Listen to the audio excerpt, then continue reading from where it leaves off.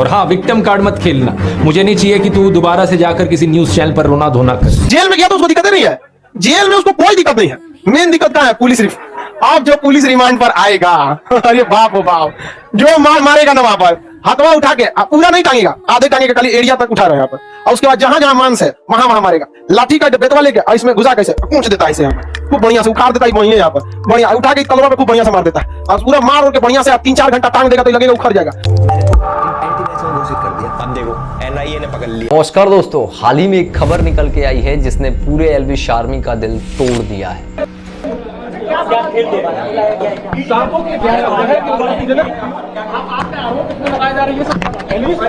Big boss OTT 2 के winner की हालत आज कुछ ऐसी हो गई है कि आप लोगों को भी उसकी हालत पे दया आ जाएगी। आखिर मीडिया के सवाल से क्यों बौखलाया एल्विश? क्या इसमें ध्रुव राठी का हाथ है? जाओ भूखे मर रहे होगे तुम लोग, खाना खाओ अपने घर जाके, भूखे मर रहे होगे तुम लोग, जाओ।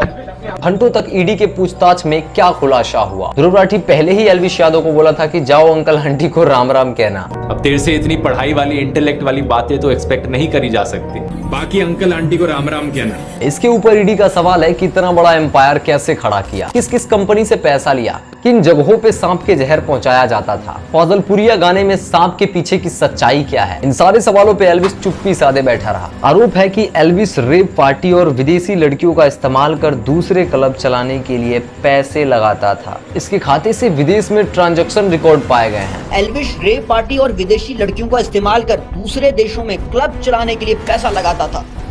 उसके खाते से विदेशों में ट्रांजैक्शन के रिकॉर्ड हैं। बस करो यार, अब छोड़ भी दो इसे, वरना ये एक रोते रोते वीडियो बनाएगा और बोलेगा मेरे सारे काले कारनामों का चिट्ठा ध्रुव राठी और विजेता दहिया रिसर्च करके दिए हैं ईडी को। एल्विश, इसीलिए मैं तेरे से पहले भी बोला था कि पंगा किसी से भी ले लेना, ध्रुव राठी से तो भूल कर भी मत लेना। वैसे ही तेरे ऊपर इतने कोर्ट केसेस चल रहे हैं, जमानत पे तू बाहर है। ऑलरेडी तेरे ऊपर इतने सारे कोर्ट केसेस चल रहे हैं, जमानत पर तू बाहर है, और फिर वीडियो में ऐसी आकर बकवास करता है कि और तेरे ऊपर कोर्ट केसेस आ जाए। एल्विश यादव के ऊपर आईपीसी की धारा 284, 289, 120 B wildlife protection act 1972 की धारा 9, 39, 48, 49, 50, 51 के तहत केस दर्ज हुआ है। ये तो इसके ऊपर इतने आईपीसी के धारे लगाए जा चुके हैं, अभी तो और भी लगने बाकी हैं। अभी ध्रुव राठी चाहे तो इसको आईपीसी की धारा 499 के तहत अंदर करवा सकता है। इतने एल्विश थोड़ा इंट्रोस्पेक्ट कर, अंकल आंटी से जाकर बात कर, उन्हें वीडियो दिखा, उन्हें भी बता कि कितने और कोर्ट केसेस अब तेरे ऊपर किए जा सकते हैं। और हाँ, विक्टिम कार्ड मत खेलना।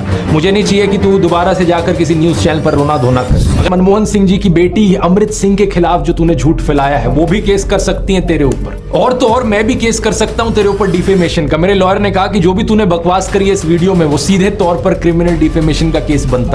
अगर ये सारे और केसेस कल को तेरे ऊपर हो गए तो फिर विक्टिम कार्ड मत खेलियो। मैंने पहले ही वार्न किया था इस वीडियो में। मेरे वकील ने 3 जून को एल्विश यादव को एक लीगल नोटिस भेजा, ये बताते हुए कि जो कमेंट उसने मुझे एट्रीब्यूट किए हैं वो कमेंट मैंने किए ही नहीं, और ना ही मैंने किसी प्रोटेस्ट को ऑर्गेनाइज किया है। हमने उसे 3 दिन दिए थे वीडियो हटाने के लिए और एक क्लैरिफिकेशन इशू करने के लिए। 3 दिन बीत चुके हैं और अब मैं एल्विश यादव के खिलाफ एक लीगल केस करूंगा, मेरी रेपुटेशन को नुकसान पहुंचाने के लिए और मेरे परिवार की सेफ्टी को थ्रेटन करने के लिए। इसलिए मैंने वीडियो के शुरू में ही कहा था, रोना मत एल्विश, जो तू बकवास करता है उसका एक्चुअली में किसी की लाइफ पर असर पड़ता है। लाइव एसकेजी न्यूज की रिपोर्ट के मुताबिक सपना राजपूत LLB LLM PhD ने बताया कि आईपीसी की धारा 499 के अनुसार किसी के बारे में झूठ अफवाह फैलाने पर 2 साल की सजा हो सकती है, और एल्विश यादव ने एग्जैक्टली यही किया है अपनी वीडियो में। एल्विश, तेरे ऊपर जितने भी कोर्ट केसेस चल रहे हैं, अगर उन सबकी अगर 1-1 साल भी सजा हुई तो तेरी पूरी जीवन ईडी और जेल में बीतेगी। एल्विश, मैं तेरे से इसीलिए बोला था कि ध्रुव राठी से पंगा मत ले। एल्विश भाई, जो इंसान भारत के इतने बड़े पार्टी भारतीय जनता पार्टी से नहीं डरा। मैक्सनर वर्सेस एल्विश, थगेश वर्सेस रजत दलाल, ये लफड़े नहीं होते। लफड़े क्या होते? ध्रुव राठी वर्सेस सीधा बीजेपी। वो तुम जैसे गली के एल्विश को क्या समझेगा? गलत नहीं। बीजेपी की इतनी बड़ी एक्सपोजिंग देख के तुझे नहीं लगा कि ध्रुव राठी सही है या गलत? भाई, अगर ध्रुव राठी का अगर एक भी पॉइंट गलत होता ना तो तेरे मोदी जी के वकील ने इसको कब तक का अंदर करवा दिया होता। अंदर करवाने के लिए गलती भी तो होनी चाहिए, लेकिन एल्विश तू तो मोदी जी के वकील से भी ज्यादा इंटेलिजेंट निकला। अबे चुप, तेरा पकड़ लिया तोतले। जाके पहले पता कर ले, जब तेरे को ध्रुव राठी एक्सपोज कर रहा था उस वीडियो में सुरेश नखुआ नाम का एक शख्स जो कि बीजेपी का कार्यकर्ता है, जब प्रधानमंत्री मोदी सड़क छाप मवालियों को ट्विटर पर फॉलो करते हुए दिखते हैं, तब तो ये गोदी इन्फ्लुएंसर सारा लॉजिक लगा देते हैं कि इसमें हमारे प्रधानमंत्री जी की क्या गलती।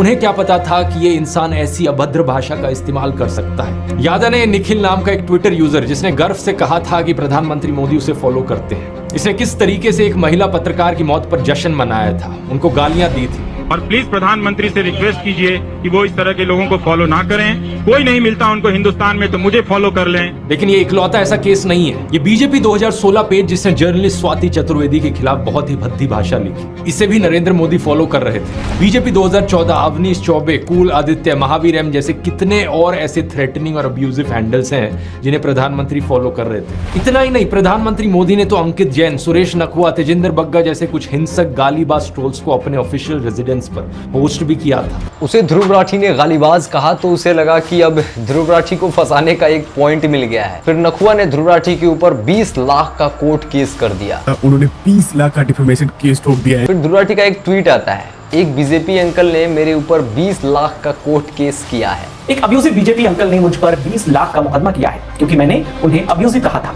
क्योंकि मैंने उन्हें गालीबाज बोला था। और नीचे हंसते हुए लिखते हैं कि क्यों इनको इतनी बेइज्जती करवाने का शौक है। अब इन चाचा की पूरी अब्यूजिव हिस्ट्री दोबारा पब्लिक होगी। फिर क्या, इतना लिखते ही केस क्लोज हो गया। और अब मेरे सपेरे भाई साहब और सिंगर नागिनपुरिया की संपत्ति जब्त करने की मूड में आ गई है ईडी। एल्विश यादव फाजलपुरिया की प्रॉपर्टी जो है वो होगी जब्त। ईडी ने एल्विश और फाजलपुरिया का किया सिस्टम है। उसके बाद देखते हैं कि उसका और उसके एल्विश आर्मी का क्या होता है। आप लोग जरा ये वीडियो एल्विश आर्मी और एल्विश यादव को जरूर टैग करना। वैसे आप लोग भी अपना अपना प्यार एल्विश भाई के लिए कमेंट में जरूर लिखना। एल्विश भाई फिर मिलेंगे नेक्स्ट वीडियो में, तब तक के लिए बाय बाय बाय।